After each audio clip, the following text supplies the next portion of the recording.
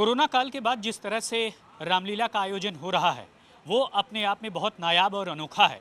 इससे पहले कि मैं सब कुछ आपको बताऊं, उससे पहले आपको ये बताते हैं कि चूंकि जो आतिशबाजी है उस पर रोक है, पटाखों पर रोक है, इवन ये भी कन्फ्यूज़न है कि ग्रीन पटाखे इस्तेमाल होंगे या नहीं। इस बाबत रामलीला कमेटी के तमाम लोग अभी कोर्ट के आदेश का इंतज़ार कर रहे हैं। लेकिन इन सब के बीच अब सवाल यही है कि जब कोरोना काल के बाद कोरोना का पुतला जलेगा सांकेतिक तौर पर और ये बताया जाएगा कि कोरोना महामारी का अंत हो, ऐसे में क्या आतिशबाजी होगी, क्या पटाखा जलेगा, क्या ग्रीन पटाखा का इस्तेमाल होगा, और अगर ये सब कुछ नहीं होगा तो रावण कैसे जलेगा, भरत मिलाप के समय जो साउंड होगा वो कैसे आएगा। तमाम सवाल हैं। इन सारे सवालों का एक ही जवाब है, वो है यहाँ के प्रचार मंत्री, नव श्री धार्मिक लीला कमेटी के प्रचार मंत्री राहुल जो मेरे साथ हैं। इनके हाथ में मुकुट है और इसकी खासियत ये है कि यह चांदी का है, लेकिन फिलहाल ये सोने का लग रहा है। ऐसा क्यों? देखिए, ये 60 साल, लगभग 60 साल पुराना ऐतिहासिक मुकुट हमारे पास है और चांदी के मुकुट है, गोल्ड प्लेटेड है।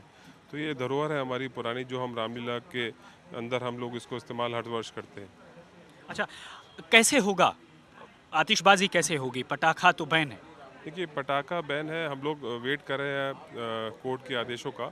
बाकी ग्रीन पटाखे हमने पिछली बार भी हमने ग्रीन पटाखे जलाए थे, तो ग्रीन पटाखों से अगर आतिशबाजी करने की अनुमति मिली तो उससे जलाएंगे, अदरवाइज हम लेज़र की टेक्निक यूज़ करेंगे और लेज़र के थ्रू हम लोग उसमें साउंड इफेक्ट डाल के, और ऐसा दर्शकों को ऐसा प्रतीत होगा कि ओरिजिनल आतिशबाजी पटाखों की आवाज़ उनको सुनाई देगी। अगर ग्रीन पटाखे नहीं हमें जलाने दिए गए तो हम लेज़र से और साउंड इफेक्ट के साथ आतिशबाजी के हम लोग आगे पुतला दहन करेंगे। अच्छा, खास बात यह है कि यहाँ पर जो चौथा पुतला जलेगा वो कोरोना का होगा।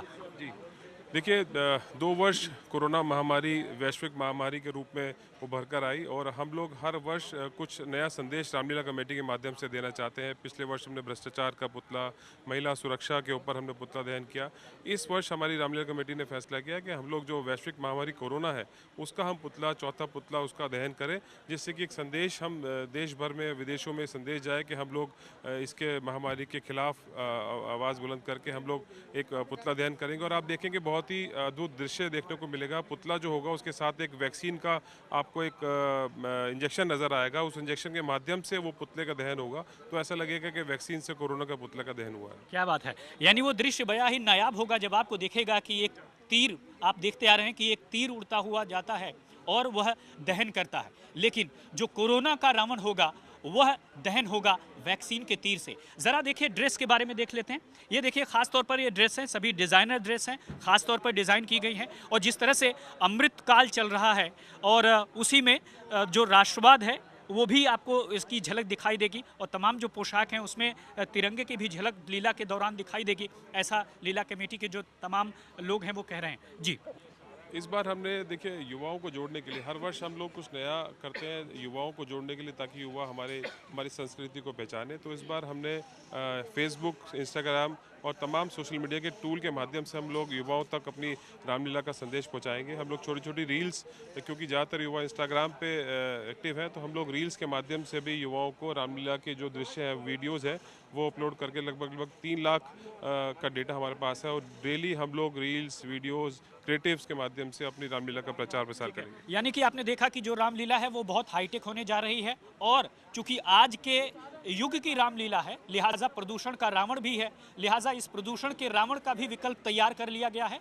और रामलीला कमेटी का यह दावा है कि जब दर्शक इसे देखेंगे तो उनको न केवल अनोखा, नायाब और अनूठा प्रतीत होगा, बल्कि साफ तौर पर उन्हें नजर आएगा कि यह उनके दौर की रामलीला है। ऐसे में आपने देखा कि किस तरह से अब ये रामलीला हाईटेक भी होगी, यानी रामलीला आप अपने ट्विटर, फेसबुक और दूसरे सोशल मीडिया के अकाउंट से भी देख सकते हैं।